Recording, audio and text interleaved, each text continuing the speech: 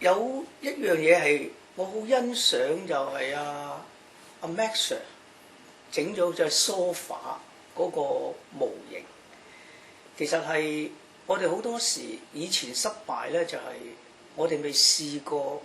模擬我哋自己嘅生意就跳咗落去，咁所以咧就係撞咗板。咁而家佢其實呢個係一個好好玩嘅一個方法，一個提示俾我哋，所以我覺得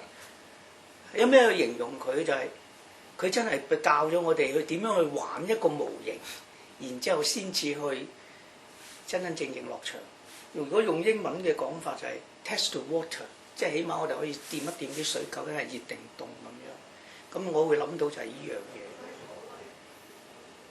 咁我會形容係一個好似一個模組咁樣樣咯。咁即係俾你一個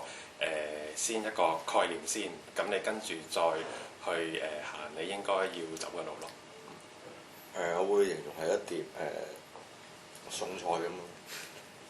你要攞咗出嚟之後，你睇落去好靚，但係你食落去啱啱你自己食咧，同埋咩價錢咧，你都要找數。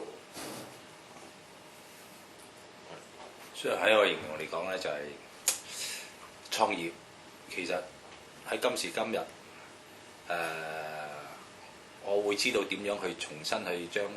呢個創業嘅字眼嚟重新去分解同埋剖析佢裏邊嘅所有嘅因素，所以呢個係最大嘅一個感受同埋呢個我所講嘅嘢。